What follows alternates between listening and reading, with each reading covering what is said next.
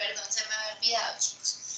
Entonces, cuando tenemos una molécula que contiene carbonos, sabemos que para completar su valencia, pues esos carbonos van a recurrir a hidrógenos. ¿Listo? Entonces, esos carbonos se les pegan los hidrógenos. ¿Y qué es lo que va a ocurrir?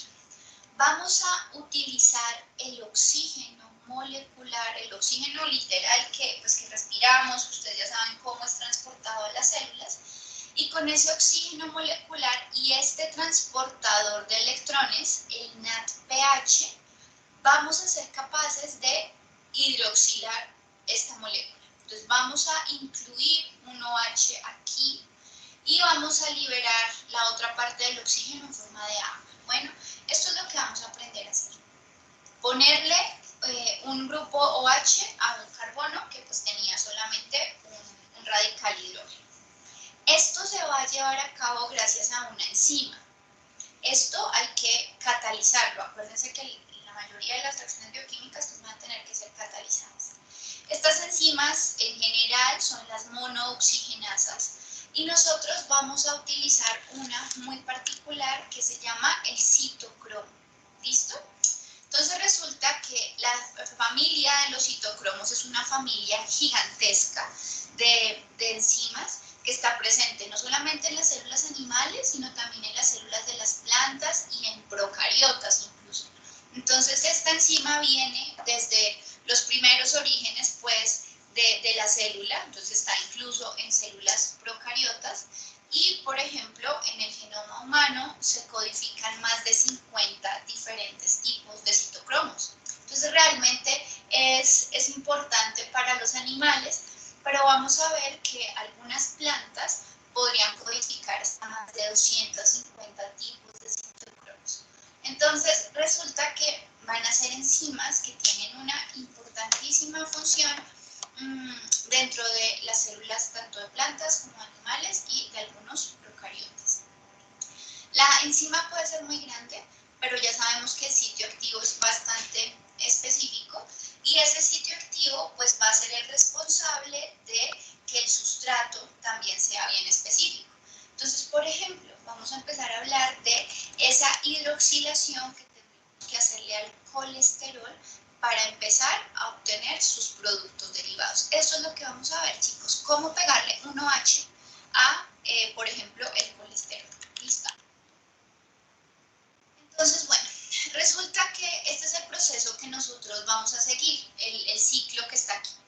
Como ustedes pueden observar, se trata de un ciclo cerrado, entonces de nuevo, cada etapa es producto y al mismo tiempo es, digamos, como materia prima para el siguiente paso.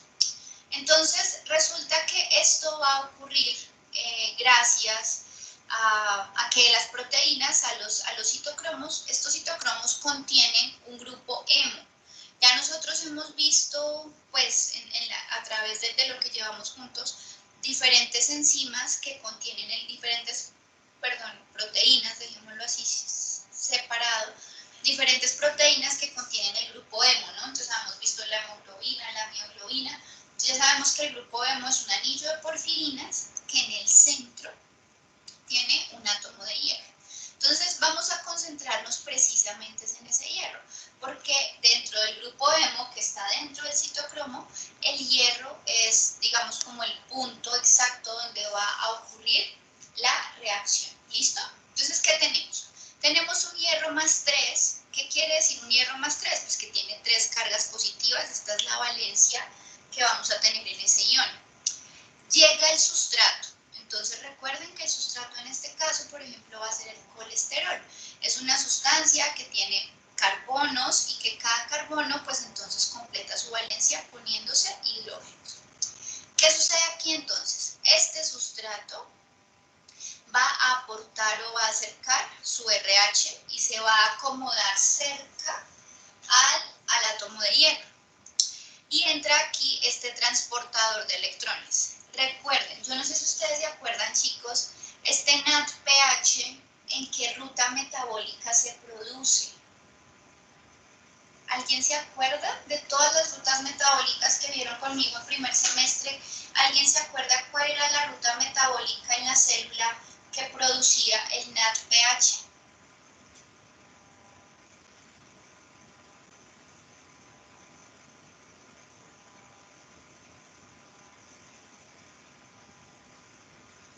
¿No se acuerdan?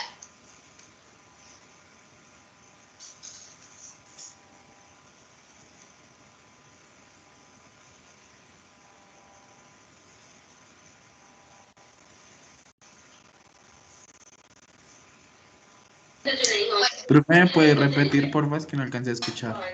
Tranquilo, les estaba preguntando que si recuerdan de las rutas metabólicas que vimos en primer semestre, ¿cuál era la que producía NADPH? La de la Sí, pentosa fosfato. exacto, nena, sí, acá en el chat también estaban respondiendo. Entonces, bueno, ese NADPH tiene muchas funciones. Ahí nosotros ya habíamos hablado en su momento que eso me ayudaba a fabricar el glutatión y que me prevenía el estrés oxidativo. Esa es una función importante en el NADPH. Pero hay otra función que es aportar electrones para poder, digamos, activar este grupo hemo. Entonces resulta que el grupo hemo que contiene el hierro 3+, está en su estado inactivo. Cuando está en su estado inactivo, pues no me funciona para nada.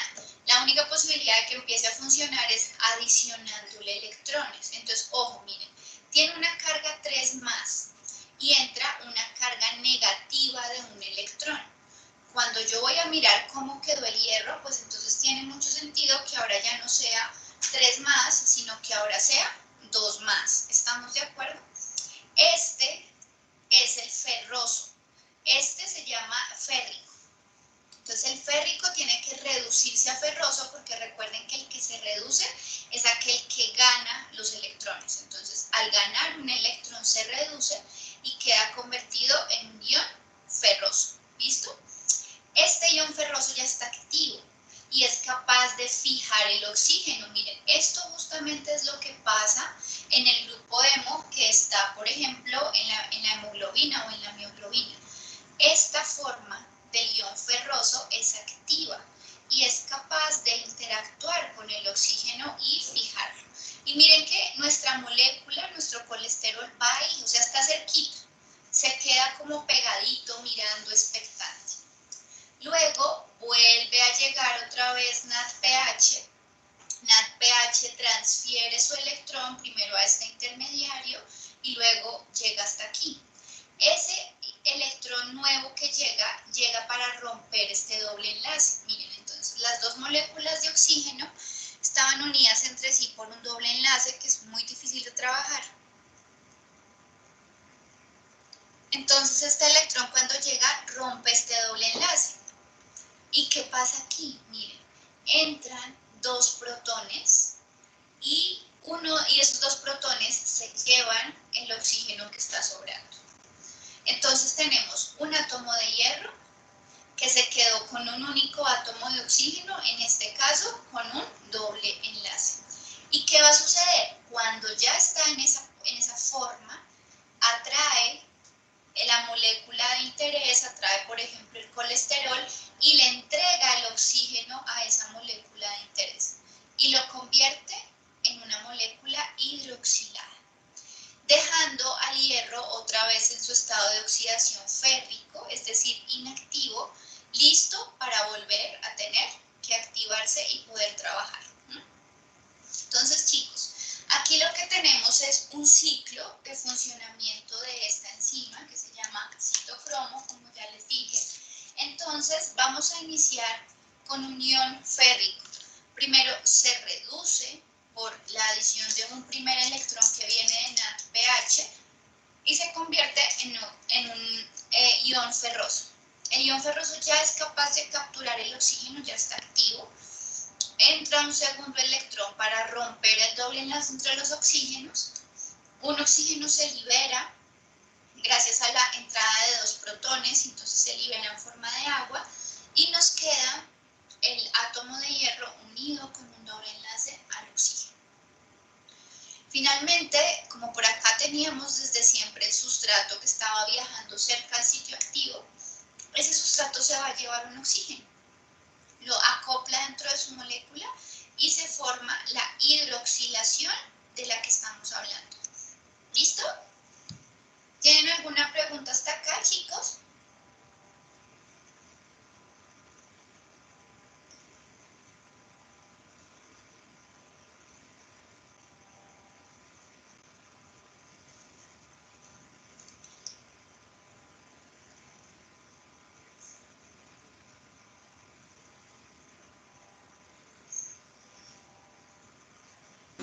No, profe, hasta el momento. No. Listo, nena, perfecto. Bueno, esta es la carretica de la que estamos hablando. Entonces, en los mamíferos, vamos a ver que este citocromo en particular está ubicado normalmente en el retículo endoplasmático de las células hepáticas y de las células en el intestino delgado. Ahí va a cumplir otras funciones adicionales a la hidroxilación de la que ya hemos visto.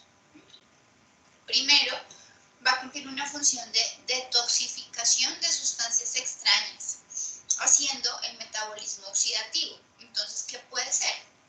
Por ejemplo, hay un medicamento, hay un activo farmacéutico que se llama el fenobarbital.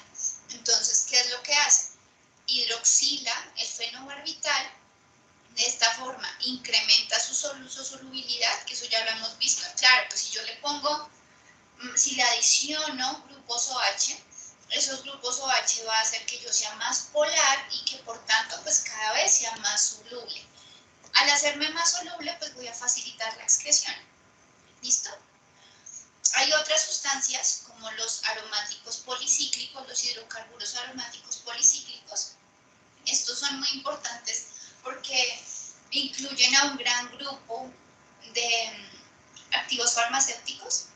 Entonces lo mismo en el hígado, por ejemplo, el citocromo hidroxila estas moléculas, incrementando de forma importante su solubilidad. Otros medicamentos como la cafeína o el ibuprofeno son oxidados para poder ser metabolizados. Entonces, ¿qué es lo que sucede? Ya sea porque se inactivan o ya sea porque simplemente se metabolizan, cuando nosotros nos dicen que un medicamento tiene un tiempo de acción, no sé, por ejemplo, un antibiótico, entonces el doctor nos dice, tómatelo tantas horas después de, o sea, que pasen tantas horas entre una toma y la otra. Ese tiempo es determinado por el tiempo de acción. Entonces resulta que después de ese tiempo ya no está haciendo más acción el antibiótico que me había tomado antes. ¿Listo? Y ese tiempo de acción va a estar determinado muchas veces precisamente por estos fenómenos de oxidación y de hidroxilación que se siguen. Y adicionalmente, chicos, resulta que en varias pruebas in vivo, es decir, dentro de los sujetos de prueba, hemos visto que muchos carcinógenos, o sea, sustancias que promueven la modificación en las células hasta convertirlas en una célula cancerígena, entonces esos carcinógenos muchas veces son generados por el metabolismo de los citocromos, a partir de materias primas que realmente eran inofensivas. Entonces de esa materia prima nadie podía esperar que saliera algo malo, pero puede ocurrir. Y eso que se produce entonces van a ser sustancias carcinógenas. Adicionalmente, en las plantas, recuerden que dijimos que esta proteína iba a estar en animales, en plantas e incluso en procariotas. En las plantas, este sistema también funciona para producir compuestos tóxicos y para producir los compuestos que dan los colores, por ejemplo, a las hojas. Bueno, entonces esto es súper importante, chicos. Seguimos viendo aplicaciones interesantes y absolutamente necesarias de esta proteína en particular. Entonces miren qué tenemos acá, chicos. Tenemos el colesterol. Dijimos que el colesterol salía la pregnenolona, explicábamos que la pregnenolona no es una hormona. ¿Cuántos carbonos tenía el colesterol, chicos? ¿Se anotaron lo que les pedí que anotaran? 27. 27, muy bien. ¿Y la pregnenolona cuántos tiene? 21. 21, muy bien. Entonces dijimos, ok, esta etapa tiene que ser un clivaje y miren, lo que se cliva es esto. Lo que se pierden son 6 carbonos de la cola, digamos, digamos, alifática que está por aquí. Después de eso, entonces vamos a pasar a los diferentes tipos de hormonas esteroides. ¿Listo? Ahora, ¿dónde vamos a encontrar, digamos, como la mayor síntesis? Entonces, de los progestágenos, como precisamente veníamos hablando que su mayor importancia o su mayor actuar va a estar durante el embarazo para el mantenimiento del mismo, pues el cuerpo lúteo va a tener un montón que ver en la producción de esos progestágenos. En los estrógenos vamos a encontrar a los ovarios como principal fuente, pues las gonadas femeninas. En los andrógenos, por supuesto, los testículos. Y los glucocorticoides y los mineralocorticoides van a ser producidos en la glándula suprarrenal. Entonces recuerden que esa glándula pues va a tener una gran cantidad de funciones súper importantes y el hígado, el riñón, por tanto, va a empezar a tener funciones no solamente de limpieza o de filtración de la sangre, sino que en este caso miren que también entonces va a empezar a tener una responsabilidad hormonal. Entonces, bueno, tenemos la primera etapa, como ya lo dijimos, es pasar de C27 a C21. Esto es un clivaje. Este clivaje, ¿cómo se logra? Entonces, la molécula de colesterol es hidroxilada en el carbono 21 y luego en el carbono 22. Cuando eso se logra, entonces ya se puede dar la ruptura gracias a esa unión que nos queda ahí. En este caso, para esa reacción en particular, para formar la pregnenolona, vamos a necesitar 3 moléculas de NADPH y 3 moléculas de oxígeno. Entonces, aquí ya no se trata de una sola, sino que como son varias, vamos a necesitar 3 moléculas de oxígeno, por ejemplo. ¿Listo? Listo, chicos. Entonces, vamos a ver esos procesos de síntesis. Inicialmente, ¿qué tenemos acá? Entonces, tenemos el colesterol que tiene que clivarse. Listo, Erika, gracias. El colesterol que debe clivarse y que va a perder 6 de esos carbonos que tiene en su cadena lateral. Vamos a tener un intermediario que es el dihidroxicolesterol. Entonces, como ya vimos, va a tener 2 grupos hidroxi, uno en el 21 y uno en el 22. Y la ruptura se va a dar precisamente por ahí. Entonces, ese primer paso, miren que no me están mostrando todos los 4 anillos, ¿no? Recuerden que nosotros partíamos todo diciendo que el colesterol tenía 4 anillos. Acá solamente me están mostrando realmente el D. ¿Listo? Entonces, la molécula en conjunto es muy parecida entre todas ellas. Se adicionan hidróxidos acá en estas dos y finalmente se cortan de raíz, pues se cortan desde aquí. Y este último paso es el que da origen definitivo a la formación de la pregnenolona. Bueno, entonces recuerden, este primer paso no me lleva a la producción de ninguna hormona en particular, simplemente es el primer intermediario necesario para poder llevar a cabo la producción y la síntesis de las otras. Bueno, ¿quién va a estimular la producción de pregnenolona? Entonces acá tenemos la hormona adrenocorticotrópica o ACTH, que también la conocemos como la corticotropina. Entonces esta hormona es sintetizada por la glándula pituitaria y va a estimular este primer paso, la conversión del colesterol a la pregnenolona, que se hace, como ya les dije, a través de una hidroxilación primero y luego a través del clivaje, a través de cortar esa molécula o ese pedazo de la molécula que me está sobrando. ¿Listo? Entonces hasta ahí no hemos hecho nada, apenas estábamos llegando a la pregnenolona, ¿no? Entonces en la pregnenolona veíamos que por supuesto existen los 4 anillos. Entonces tenemos el ABCD. Y vamos a ver cómo a partir de esa molécula de pregnenolona vamos a producir, por ejemplo, la progesterona. Entonces, en la primera etapa lo que tiene que ocurrir, creo que aquí lo tengo detallado. En la primera etapa lo que vamos a ocurrir es que vamos a oxidar un grupo cetona. Vamos a oxidar, perdón, a un grupo cetona. ¿Desde qué? Desde la oxidación de este grupo. Entonces, miren, en la pregnenolona que tenemos, en el carbono 3 teníamos un grupo OH y necesito reemplazarlo. Entonces, recuerden que el OH es un alcohol y vamos a pasar a una acetona. Este proceso de pasar de un alcohol a una acetona necesariamente se trata de un proceso de oxidación.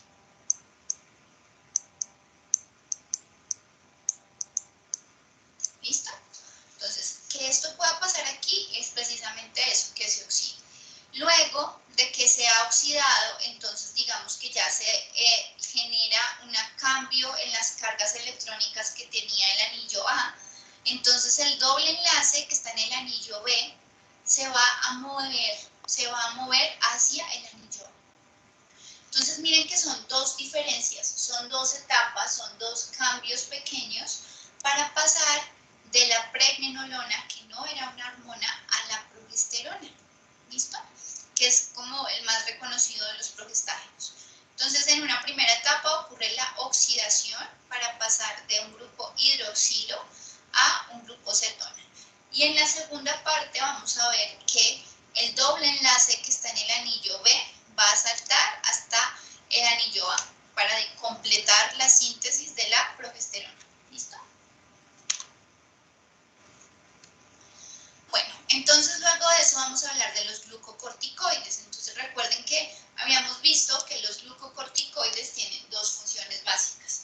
La primera es que van a incrementar la síntesis de glucosa en el hígado para el metabolismo animal. Y la segunda es que van a tener una función como de inmunosuprimir o inmunomodular al paciente.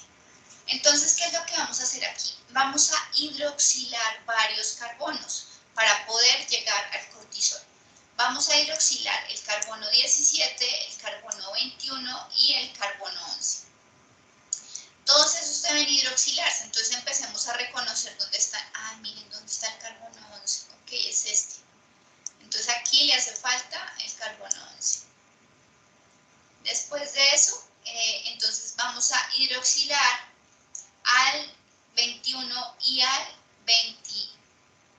21 y al 17.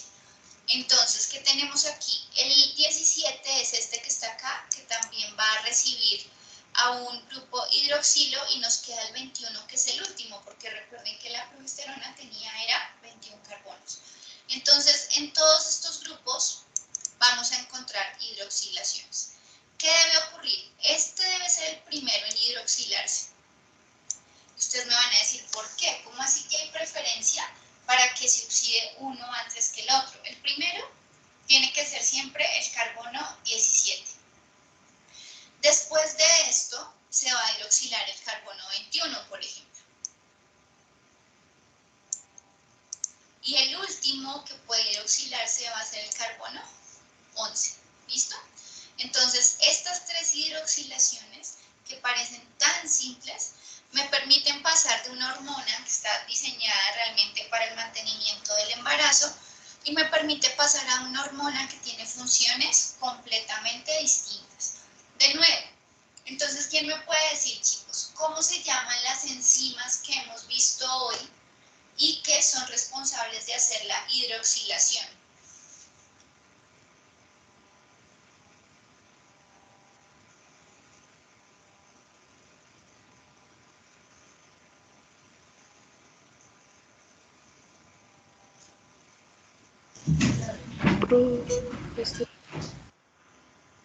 Son los citocromos, claro que sí, pues es lo que hemos visto el día de hoy. Entonces, hay un citocromo que será absolutamente específico para recibir la progesterona, hidroxilarlo en esos tres puntos y poder producir el cortisol. Luego, entonces, vamos a producir la aldosterona. Entonces, recuerden que la aldosterona es un mineralocorticoide y que como función principal, entonces, los mineralocorticoides van a ser responsables de mantener el balance de los iones. Bueno, ¿qué es lo que vamos a hacer ahí? Entonces, lo que vamos a hacer es continuar con las hidroxilaciones. ¿Listo? ¿qué vamos a hacer? Vamos a vamos a oxidar el grupo que está acá en el carbono 18. Miren, entonces la diferencia o la modificación que vamos a encontrar aquí es cambiar, modificar aquí para generar el aldosterona. Entonces, este grupo que estamos poniendo acá es lo que nosotros conocemos como el grupo aldehído. Entonces, les voy a anotar esto para que no se los olviden, chicos. OH es el grupo alcohol. Estos son los grupos funcionales de química orgánica que nosotros veíamos en el colegio, ¿no? Los grupos funcionales, por ejemplo, ¿alguien se acuerda cómo se llama este grupo funcional?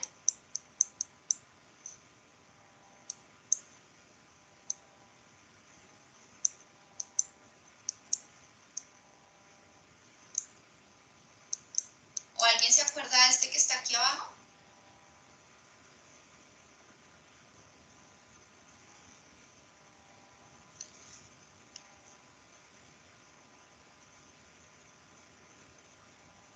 Bueno, entonces este es el grupo ácido carboxílico.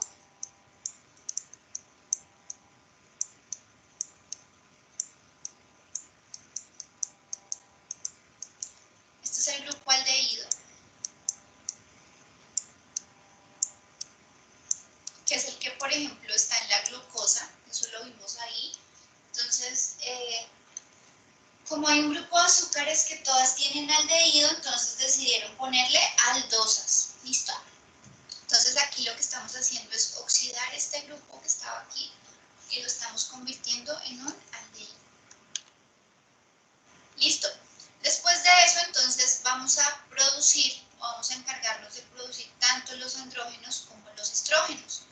Entonces ya habíamos visto que primero iban los andrógenos que contenían 19 carbonos y que luego se iban los estrógenos que contienen 18. Entonces, ¿qué vamos a hacer? Tenemos la progesterona, o sea, desde la progesterona va a surgir absolutamente todo. Lo primero que tenemos que hacer es clivarla para quitarle esos dos carbonos que me sobran. Entonces necesito quitarle el 21 y el 20. ¿Listo? Para poder iniciar con esa ruptura necesito hidroxilar el carbono 17. Entonces lo primero que pasa es que se hidroxila el carbono 17 de esta progesterona para poder pasar a lo siguiente. ¿Listo? Después de que ya lo hemos clivado, de que ya estamos ahí, entonces, ¿qué vamos a hacer? Vamos a generar la reducción de este enlace, doble enlace, a este OH. Entonces, esto ya no es una oxidación, sino esto es una reducción. ¿Listo? Entonces, ahí se está reduciendo. Y vamos a producir la principal de los estrógenos, que es la testosterona. Esta resulta que ya hemos visto pues que el principal, digamos, como tejido responsable de su producción pues son las gónadas masculinas, que no solamente va a ayudarnos a mantener, digamos, como las características sexuales masculinas, sino que además también tiene mucho que ver en el desarrollo muscular. Entonces, por eso es que es más común que en diferentes especies los machos tengan una mayor masa muscular que las hembras, y es por la presencia de testosterona. ¿Listo? Luego, entonces, vamos a ver cómo formamos los estrógenos. Entonces, ¿qué es lo que hacemos? Resulta que tenemos la testosterona, ¿no? O tenemos la androstendiona. Ambos son andrógenos. Y lo que vamos a hacer, entonces, es que tenemos que clivar algo. ¿Cómo vamos a hacer eso? Vamos a perder un grupo metilo.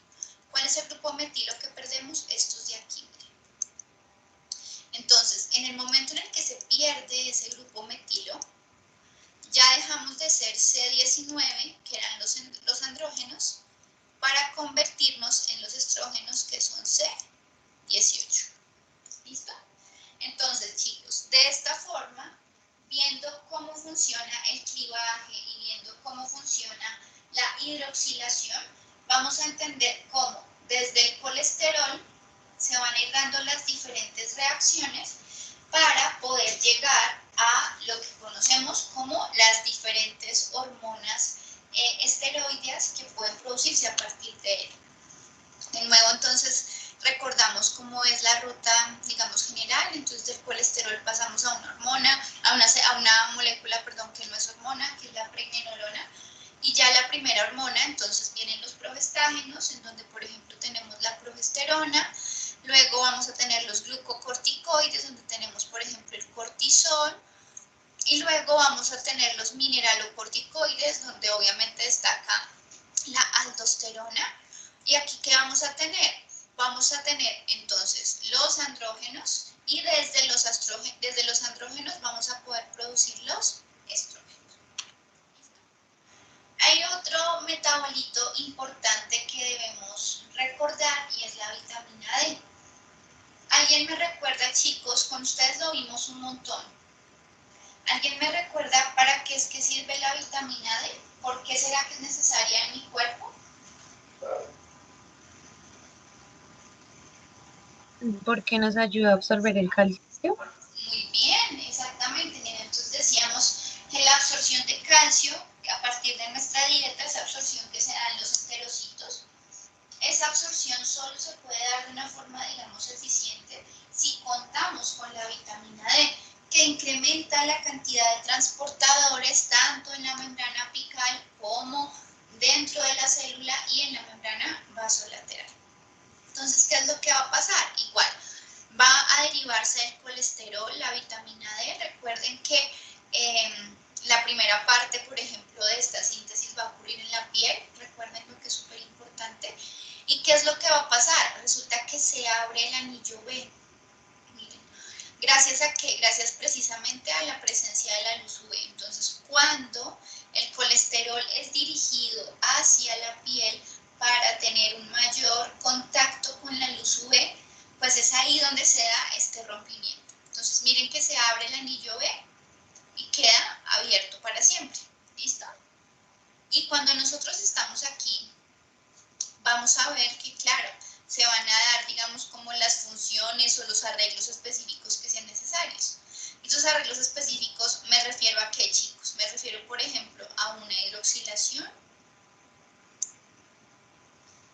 Me refiero, por ejemplo, aquí hay otra oxidación.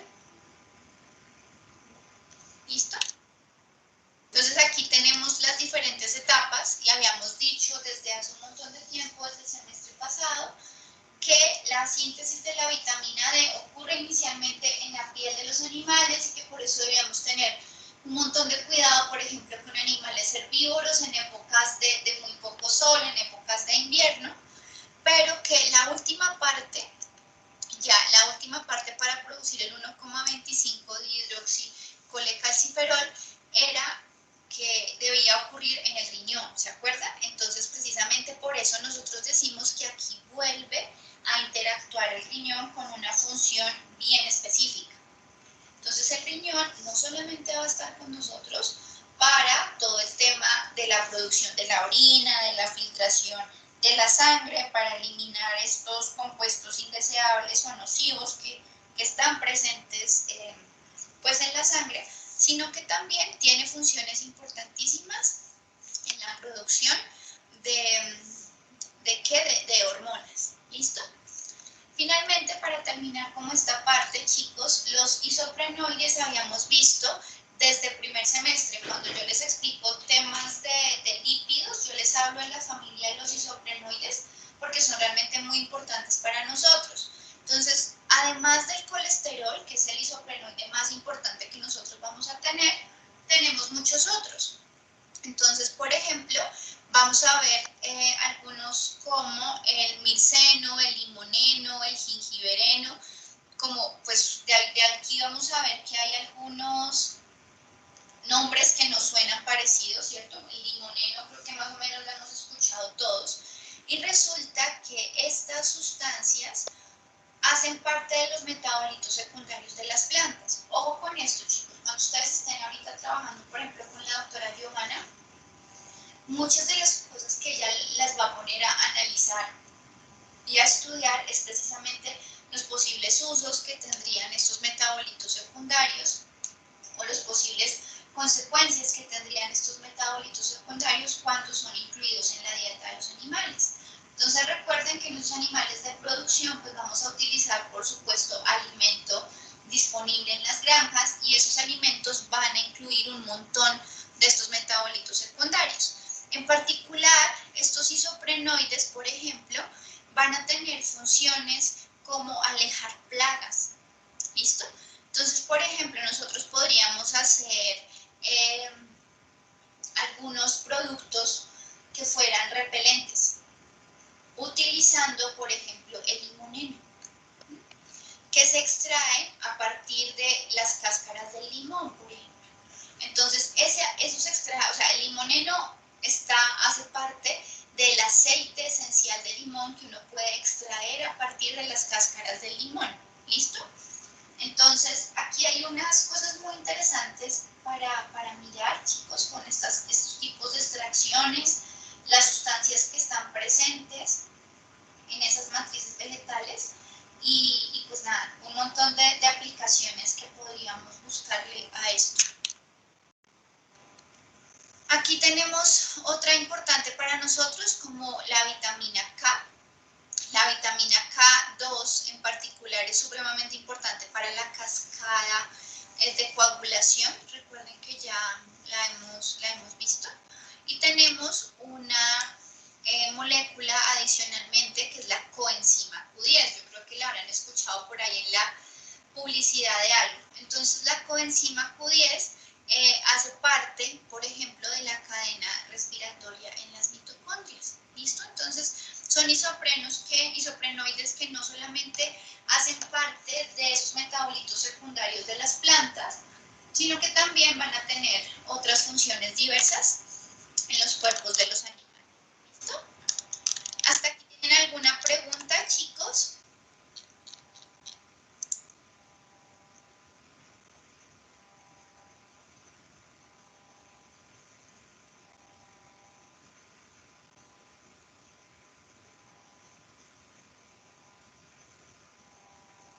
Bueno, entonces, vamos a parar unos minutitos para tomar algo y arrancamos con el siguiente tema.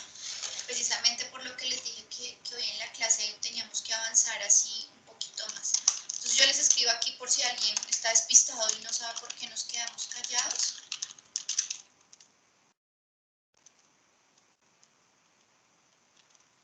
Entonces, ¿sabes?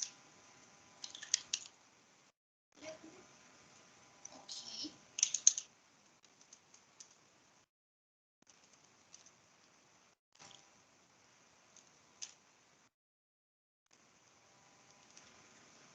Listo, entonces nos vemos a las 4:05, chicos. Bueno, para continuar. Vale, profe. Listo, nena.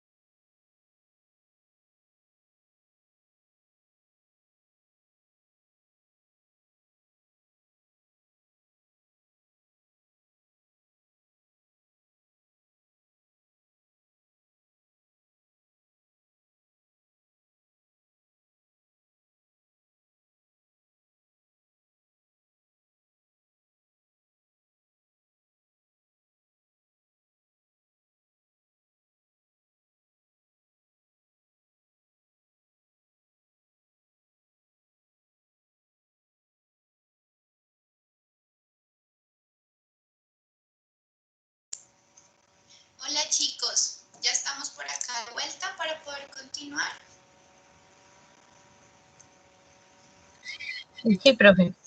Listo chicos, perfecto. Entonces, bueno, vamos a empezar a hablar de la función como tal del sistema endocrino. Vamos a hacer una salvedad muy importante en unos grupos de diferentes hormonas que serían, por ejemplo, los que son péptidos o los que son esteroides o los que son derivados de aminoácidos. ¿Listo? Entonces, bueno, vamos a empezar a hablar de las diferencias entre el sistema endocrino y el sistema exocrino. Ya esto lo hemos mencionado en algún momento con ustedes, pero pues igual creo que nos sobra la aclaración, ¿no? Entonces, el prefijo exo o el prefijo endo pues hace referencia al lugar en el cual va a tener acción o en donde va a ser secretado mejor la hormona de la cual estemos hablando. Entonces, las secreciones exocrinas son aquellas que cruzan una capa epitelial. Entonces, por ejemplo, son las secreciones que se producen en el páncreas exocrino, y que son secretadas en el intestino delgado, en el duodeno. Entonces, si ustedes recuerdan, nosotros ahí, por ejemplo, hablábamos del bicarbonato y hablábamos de todas las enzimas digestivas que iban a tener pues funciones, por supuesto, degradando el alimento.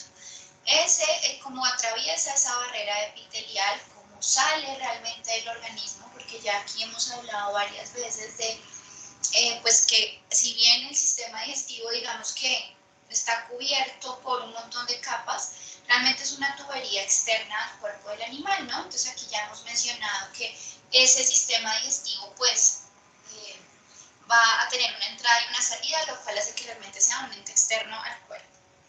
Y adicionalmente entonces tenemos el sistema endocrino, que es en el cual nos vamos a centrar en lo que nos queda del semestre, y el sistema endocrino se refiere a todas estas secreciones que realmente van a permanecer dentro del cuerpo. ¿Listo?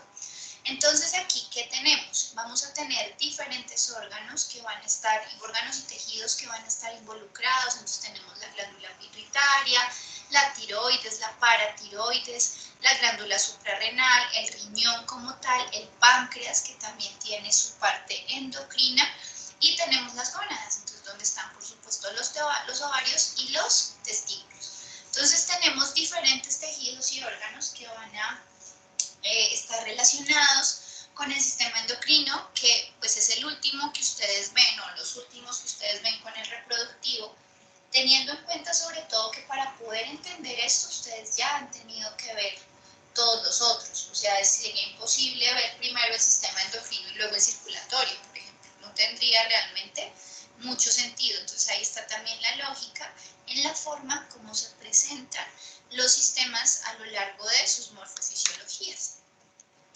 Entonces vamos a hablar acerca de la estructura de esas hormonas endocrinas que van a ser importantes en el organismo de nuestros animales. Vamos a tener algunas que son proteínas, es decir, que son de característica pues peptídica o de naturaleza peptídica. Vamos a tener algunos que son derivados de aminoácidos, entonces por supuesto estos derivados de aminoácidos van a ser mucho más pequeñitos que un péptido, entonces eso pues ya va a significar una diferencia importante, ¿no? Al ser mucho más pequeñitos pues se van a poder mover, por ejemplo, más libremente. Dentro de los derivados de aminoácidos vamos a tener dos grupos importantes que son las catecolaminas, que ya las vi con ustedes el semestre pasado. ¿Ustedes recuerdan qué eran las catecolaminas? Chicos, las vimos cuando vimos neurotransmisores. ¿Alguien se acuerda cuáles son las catecolaminas? Son 3 sustancias.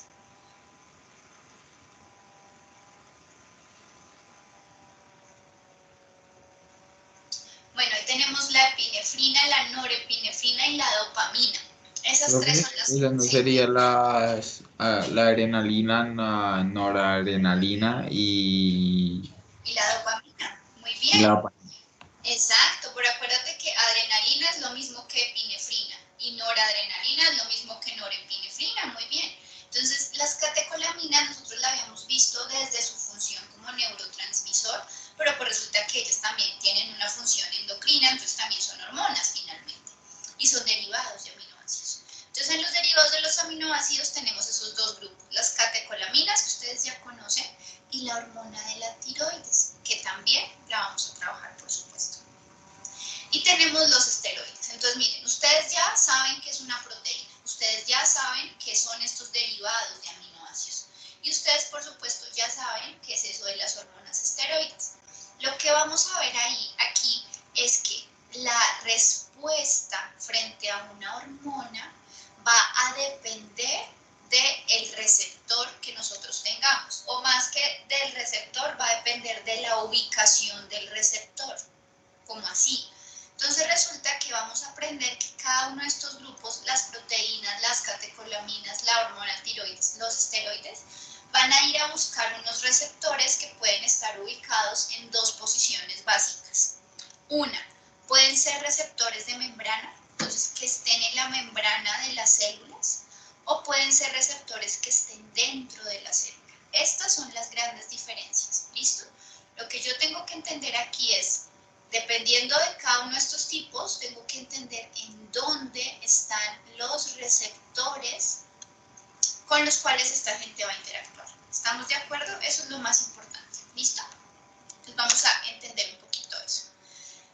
Los dos grandes grupos, digamos como no sé, el agua y el aceite, ¿sí? O sea, las dos grandes diferencias las encontramos entre las proteínas y los esteroides.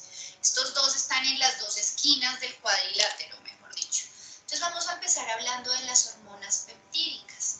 Entonces pregunta, ¿ustedes qué creen? ¿Hacer una proteína es súper rápido, o cuando ustedes lo vieron con la doctora Beatriz, que vieron cómo hacía coger el ADN, hacer transcripción, luego traducción, luego modificaciones posttraduccionales? ¿Eso será extremadamente rápido o eso se toma su tiempo? ¿Qué creen ustedes?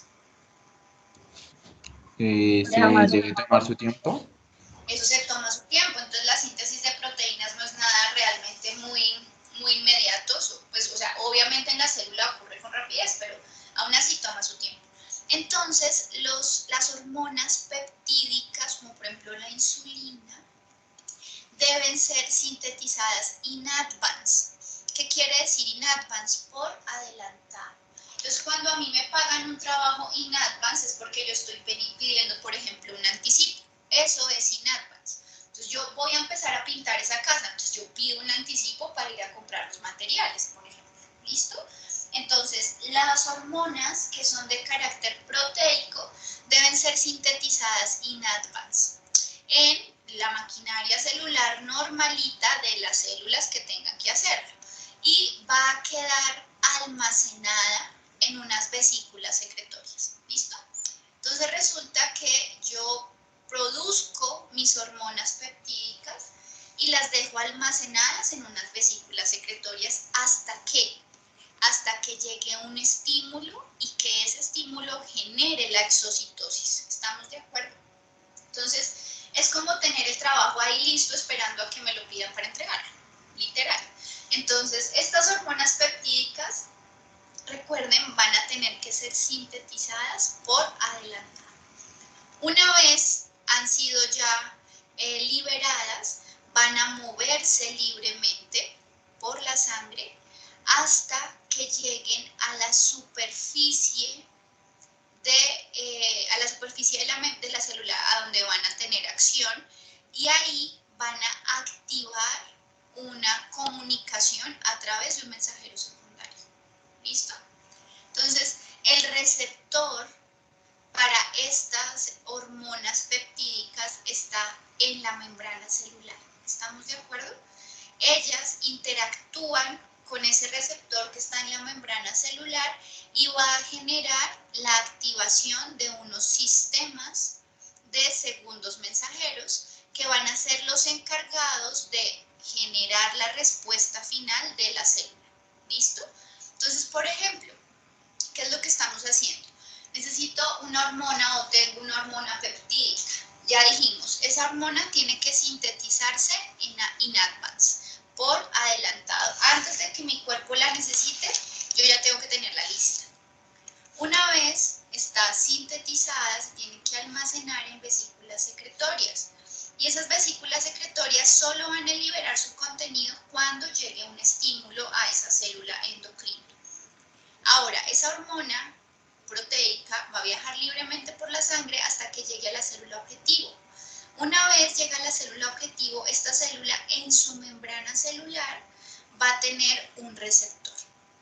Ese receptor va a interactuar con la hormona no va a entrar a la célula, se va a quedar solamente ahí en la parte externa y gracias a esa interacción se va a dar entonces una respuesta intracelular a través de la aparición de segundos mensajeros. ¿Listo? ¿Hasta aquí estamos todos de acuerdo, chicos?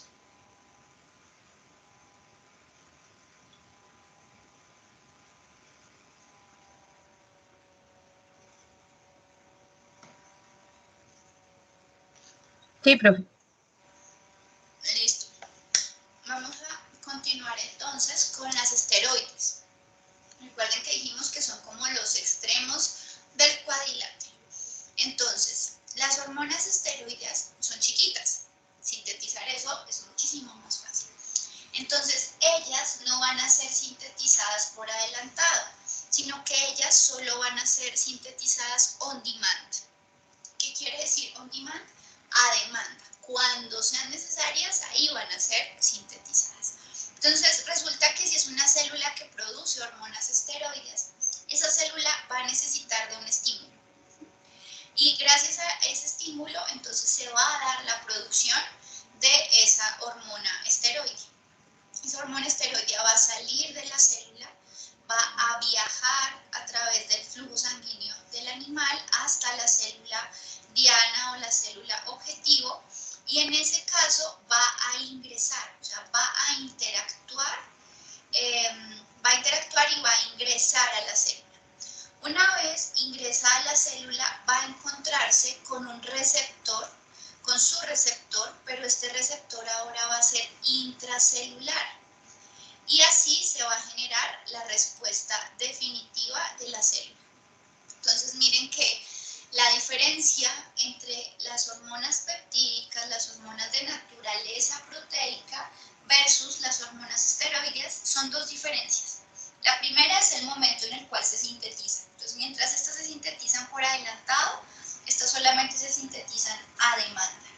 Y la segunda va a ser el lugar en el cual se encuentran los receptores con los que va a interactuar cada una de ellas. Entonces los péptidos van a interactuar con receptores que están en la membrana celular, ellos no ingresan, sino que todo se hace a través de mensajeros secundarios. Mientras que las hormonas esteroideas sí van a ingresar, es decir, se van a unir a una proteína primero para entrar y después de que entran van a unirse con su receptor real, pues, que es un receptor, gracias María Clara, que es un receptor intracelular. El objetivo finalmente de cualquiera de las dos hormonas es realmente llegar hasta el núcleo o generar una modificación en, por ejemplo, la velocidad de transcripción en el núcleo, la velocidad de traducción después, en fin, generar una respuesta como tal de la célula frente a los estímulos que puedan llegar. Entonces miren que hemos visto los dos extremos, ¿no? Lo que les dije. Por un lado las proteínas y por el otro lado las hormonas esteroides. Entonces, ¿qué vamos a tener aquí con las hormonas esteroides? Normalmente, claro, como tengo que esperar hasta que se produzcan para poder liberarlos, normalmente vamos a tener un tiempo de espera bien largo entre el momento del estímulo y el momento del efecto. Entonces, todo el proceso aquí es mucho más demorado. Entonces, normalmente podemos decir que las hormonas esteroideas realmente no tienen muchas acciones agudas. ¿A qué nos referimos con acciones agudas? Es decir, que tengamos un pico y que inmediatamente ocurra la respuesta. ¿Sí me hago entender? Entonces yo creo que ustedes han escuchado o ya han empezado a ver, por ejemplo, en fisio, tratamientos hormonales para incrementar la tasa de éxito en reproducción en especies, por ejemplo. Entonces, en este tipo de hormonas, yo no puedo esperar, no sé, dar un medicamento y que a las 8 horas ya tenga el efecto. Normalmente decimos, ok, estos efectos hormonales esteroideos son acumulados cumulativos en el tiempo. Es decir, no tienen efectos agudos marcados, sino que por el contrario tienen efectos crónicos. ¿Listo? Entonces, pues bueno, esto es importante, sobre todo cuando ustedes estén hablando, insisto, en términos de pues, reproducción, en términos de mejorar, por ejemplo, las tasas de reproducción de sus especies. Lo más probable es que ustedes vayan a empezar a utilizar pues medicación hormonal, ¿verdad? Entonces ahí deben tener en cuenta esto. Las hormonas esteroides casi no tienen efectos agudos, sino que van a tener efectos más crónicos y eso se debe a que su mecanismo de acción es mucho más lento que el de las hormonas de tipo proteico. ¿Listo?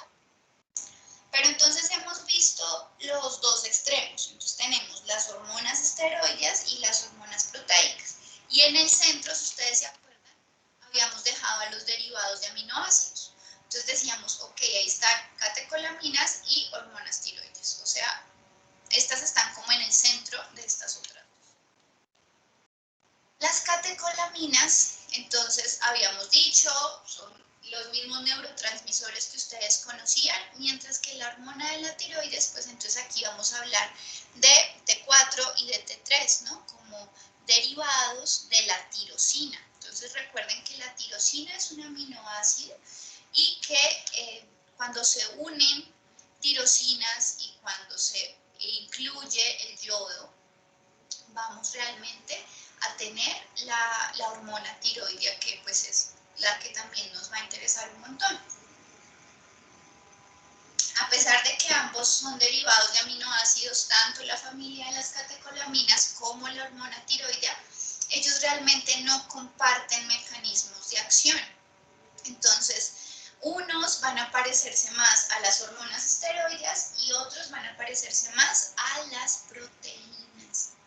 ¿Cómo vamos a encontrarlo? Y de una vez, esto sí necesito que lo anoten, porfa, chicos. Las catecolaminas se parecen, la acción de las catecolaminas se parece a la de las proteínas, a la de las hormonas proteicas. Entonces las catecolaminas, igual que las proteínas, se van a unir a receptores que están ubicados en la membrana celular.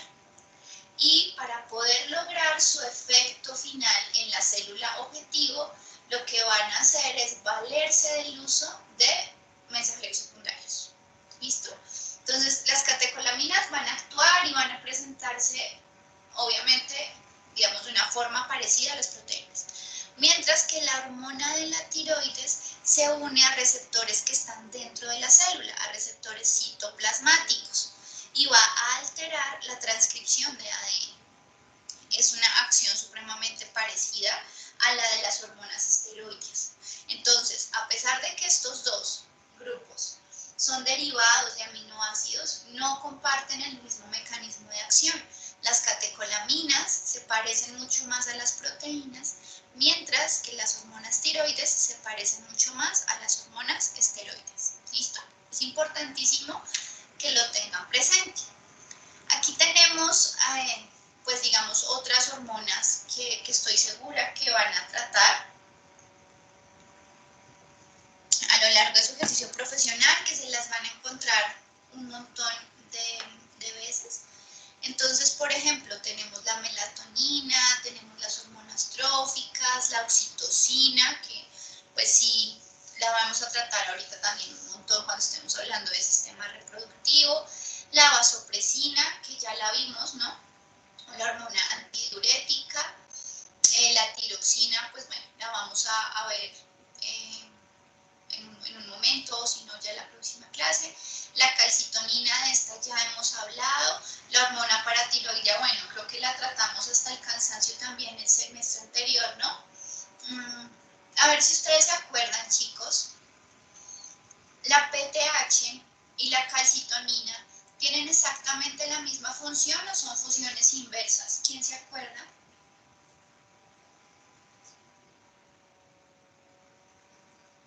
La calcitonina y la PTH tienen funciones inversas. Muy bien, nena. ¿Quién se activa cuando tengo hipercalcemia? ¿La calcitonina? La calcitonina, muy bien. Entonces recuerden, PTH se activa cuando estamos en para sacar calcio del reservorio, mientras que la calcitonina se activa cuando tenemos hipercalcemia para fijar calcio en el hueso. Muy bien. Tenemos la timosina, por ejemplo, que viene también del timo, el angiotensinógeno, los factores tipo insulina, la gastrina, la colecistoquinina, la secretina, todos estos ya los vimos. La insulina hemos hablado de ella innumerable cantidad de veces, el glucagón, la somatostatina. Entonces, muchos de estos ustedes ya los conocen, ya los han escuchado. ¿Por qué? Porque precisamente los hemos visto en los diferentes sistemas que hemos, digamos, como recorrido. Precisamente por esta razón es que el sistema endocrino es lo último que se tiene que ver, porque digamos que es el que encierra y termina relacionando absolutamente todos los demás sistemas. Entonces aquí tenemos más, como por ejemplo el cortisol, los andrógenos, epinefrina, norepinefrina, que van a ser producidos en otros lugares, ¿no? La vitamina D, que sabemos que empieza a producirse en la piel, pero que termina en el riñón, recuérdenlo. Tenemos andrógenos, estrógenos, por supuesto, la leptina también. Entonces, bueno, ahí tienen como un montón para que vayan revisando. Entonces, la función de este sistema endocrino, las funciones, porque son muchas de este sistema endocrino, van a estar relacionadas, por ejemplo, con el balance de agua en el cuerpo y el balance de los iones, ¿no? Entonces, acuérdense que acá hablábamos, por ejemplo, de la aldosterona, entonces, bueno, algunas cosas bien específicas. Regulación del metabolismo, entonces aquí vamos a hablar un montón precisamente de la hormona de la tiroides, ¿no? Porque, pues, esta hormona va a regular la velocidad metabólica. Entonces, tener un metabolismo acelerado puede ser importante, por ejemplo, para que haya una menor acumulación de grasa en los animales de producción, pero también tener un metabolismo demasiado acelerado sería gravísimo porque los animales se podrían comer su propio músculo. Entonces, pues, no crecerían, no ganarían peso, no ganarían talla y así venderlos muy difícil, ¿verdad? Entonces, la velocidad del metabolismo es supremamente importante.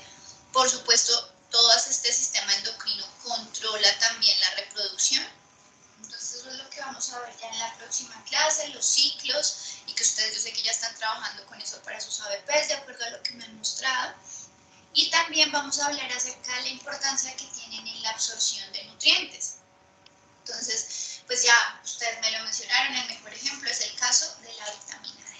Entonces, a pesar de que tengamos algunos tejidos y órganos específicos que forman parte del tejido endocrino, del sistema endocrino, perdón, la gran mayoría de los tejidos del cuerpo de un animal van a ser objetivo o van a ser tejido objetivo para estas secreciones. Entonces, ok, puede que el sistema endocrino esté compuesto por varias cosas específicas o cosas en particular, pero las secreciones que ellos producen van a terminar siendo, digamos, como bastante generalizados, ¿no? Entonces, por todo lado vamos a tener los objetivos o los efectos de estas secreciones. Bueno, importantísimo. Entonces, ¿qué tenemos aquí? Vamos a hablar primero de ese balance que tiene que haber entre el agua, la cantidad de agua que está en el cuerpo del animal y los iones. Entonces aquí tenemos una integración bastante compleja entre ¿quiénes? La ingesta, entonces ya sabemos que pues es lo que entra por la dieta, la pérdida, entonces ya ustedes desde el primer semestre hablaron un montón de ese tema en biofísica, de las diferentes estrategias y los mecanismos que utilizan los animales para perder agua también, pues que sirve para perder calor, ¿no? La producción, entonces esto lo vieron conmigo, yo les expliqué que en el metabolismo normal de las células se produce agua metabólica, pero pues que esa cantidad de agua metabólica realmente es despreciable para las necesidades del animal. Entonces, que si yo no suplo con una buena ingesta, pues no va a ser suficiente. Y el consumo. Entonces resulta que muchísimas reacciones bioquímicas de las que ocurren dentro del cuerpo del animal, pues van a requerir agua para que ocurran. Entonces a eso es a lo que nos referimos con el consumo de agua. Para poder mantener ese balance tan complejo entre la ingesta, la pérdida, la producción, el consumo, nuestro cuerpo necesita tener varias reservas. varios pools que actúan como reserva, digamos, para que un animal no muera porque dejó de beber agua por una hora, por un minuto, por un día. ¿Listo? Entonces, para mantener ese balance de agua entre el pool y cada una de las necesidades que va a tener el cuerpo del animal, vamos a utilizar, por ejemplo, la hormona antidiurética, que ustedes y yo vimos que tiene una acción importantísima en el túbulo distal, por ejemplo, con el desplazamiento de acuaporinas para recuperar una mayor cantidad de agua, ¿no? Vamos a hablar también de la presión de perfusión renal. Vamos a tener en general todos los sistemas que alteran la concentración de sodio intracelular, intersticial y la cantidad de agua en el plasma. Entonces resulta que, ojo, nosotros lo vimos eso desde el primer semestre también, chicos, cuando estábamos hablando acerca de los diferentes compartimientos del cuerpo, ¿lo recuerdan? Entonces nosotros decíamos que la sangre pues era, digamos, como el primer pool que se iba a ver afectado cuando había algún cambio desfavorable en las condiciones del animal. Entonces recuerden que si yo tomo mucha agua, lo que voy a hacer es que voy a incrementar inmediatamente el volumen de plasma. Entonces, por ejemplo, si yo voy a donar sangre, pues lo recomendable es que la noche anterior beba suficiente agua, ¿verdad? Que yo no vaya a llegar deshidratado, porque si yo llego deshidratado, voy a tener un menor volumen de sangre. Ese es el primer pool que se va a ver afectado, es como el primer signo visible de una deshidratación, va a ser la disminución en el volumen de la sangre. ¿Listo? Ahora, la concentración de sodio en plasma es regulada de forma bien precisa por la angiotensina, la aldosterona y por la hormona trial natriurética, y de forma, digamos, como a largo término por la hormona antidiurética también. Entonces, si yo quiero mantener una concentración de sodio estable en el cuerpo, el pool o esa reserva que voy a utilizar es el fluido extracelular. La regulación de la concentración de potasio en el plasma la lleva a cabo la aldosterona. Y aquí el pool es diferente, el pool ya no va a ser el fluido extracelular, sino que aquí el pool es el fluido intracelular, es decir, donde lo tenemos almacenado. ¿Listo? Ahora, el calcio, ¿qué es lo que va a hacer? El calcio en plasma va a estar regulado, ya sabemos, tanto por la PTH como la calcitonina, como ustedes mismos me lo acaban de decir. Y pues ya ustedes y yo sabemos que el pool o esa reserva de calcio que vamos a utilizar para lograr mantener todo el, digamos, como el balance de calcio, va a ser pues los cristales que tenemos en el hueso. Entonces hablemos ahora de un balance supremamente importante que es el balance de glucosa. ¿Listo? Entonces, ¿quién me puede decir por qué es que es tan importante medir, por ejemplo, el valor de glucosa en sangre de un paciente? Ustedes ya vieron eso, por ejemplo, con el doctor Edward en la clínica, cuando hicieron la prueba de vasopunción y cuando hablaban de bioquímica sanguínea básica. ¿Por qué es tan importante saber cuánto es el valor de glucosa en sangre en un paciente?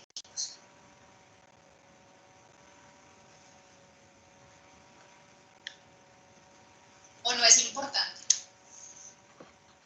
Sí, obviamente, doctor, para pues así saber el funcionamiento de todo el sistema, si está funcionando correctamente. Porque como tanto todo en cantidad es malo, todo en disminuido también es malo. Pero en particular la glucosa, ¿para qué la necesitamos? O sea, ¿por qué la glucosa en particular es como tan relevante? Porque sí es vital para el funcionamiento, porque de ella sale la glucólisis y demás tipos de Porque procesos. Ay, termina. Porque viene siendo la principal fuente de energía del cuerpo. Muy bien, entonces resulta que es fundamental, como decía Sebastián, pues porque me va a dar una visión global del sistema, pero es realmente vital porque es el sustrato principal para las células del cuerpo. Entonces, si yo tengo bajos niveles de glucosa o si tengo elevados niveles de glucosa,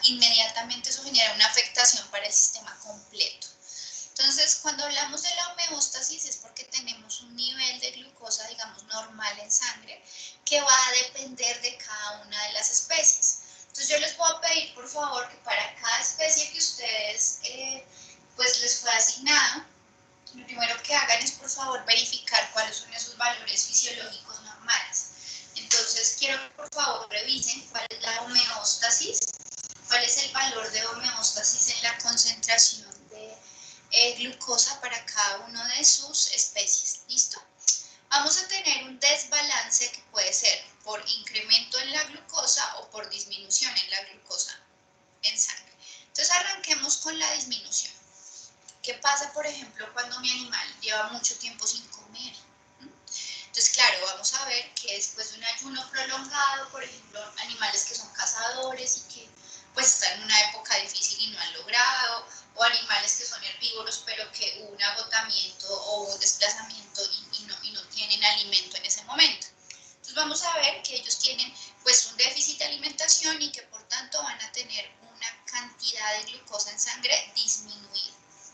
Cuando se nos disminuye la cantidad de glucosa en sangre, entonces inmediatamente el páncreas va a empezar a tomar acción. ¿Por qué? Necesitamos recuperar glucosa de alguna parte. Entonces, ¿quién va a trabajar realmente es el hígado?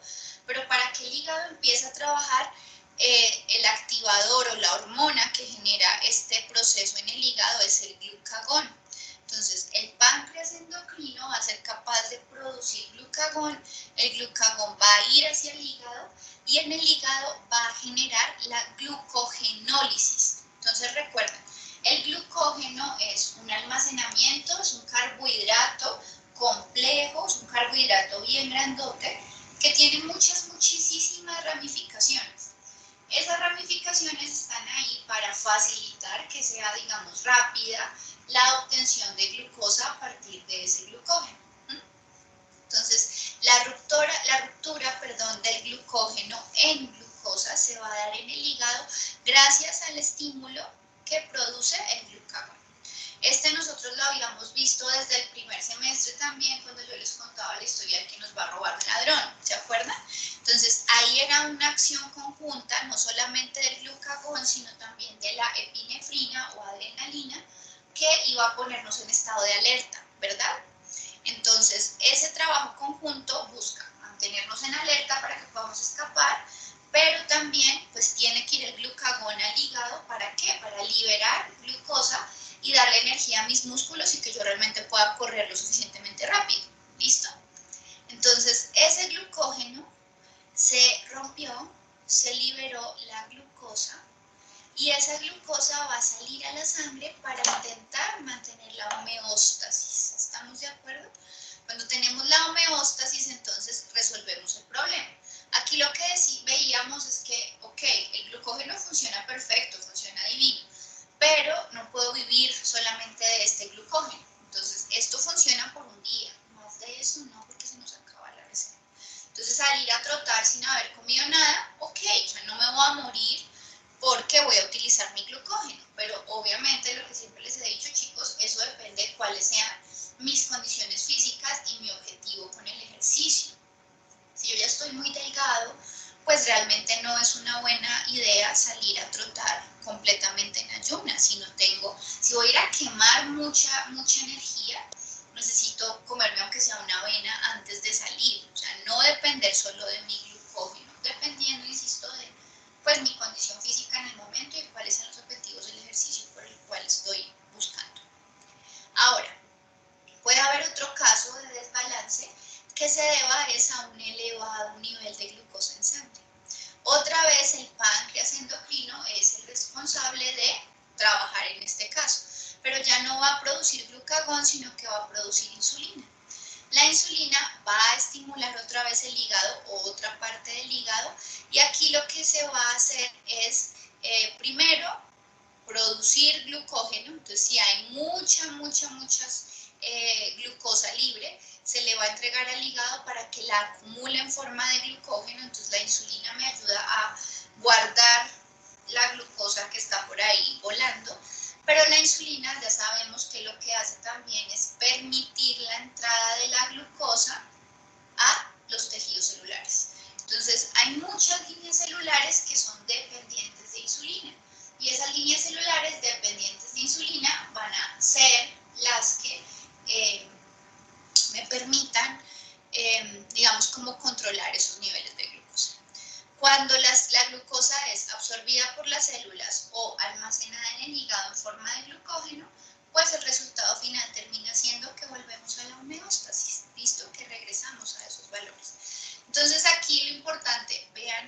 el papel tan relevante que tiene el páncreas endocrino en la regulación de la glucosa en sangre. Y ustedes me estaban diciendo hace un momento que eso era un patrón muy importante para la salud del animal. Entonces, como se los he dicho, esos otros órganos que muchas veces no consideramos vitales porque no son corazón, porque no son pulmón, no son cerebro, pero son órganos que tienen unas funciones realmente importantes para el funcionamiento del cuerpo del animal.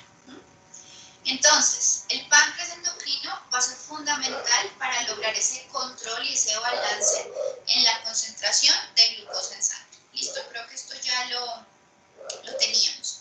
Entonces, ¿quién me puede decir, chicos? Así como decíamos, por ejemplo, que los huesos son el pool o son el reservorio de calcio en el cuerpo de un animal, ¿quién me puede decir entonces cuál es el reservorio de glucosa en el cuerpo de un animal?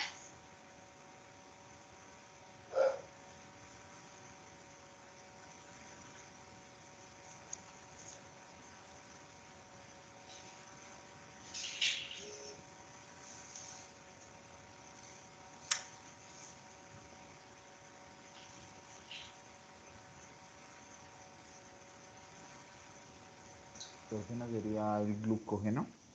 Muy bien, el hígado, porque es el responsable de sintetizar y de guardar el glucógeno. Bueno, chicos, yo creo que vamos a parar hasta ahí para continuar en la próxima clase con la hormona tiroidea y ya arrancar con el sistema reproductor. ¿Tienen alguna pregunta hasta acá, chicos?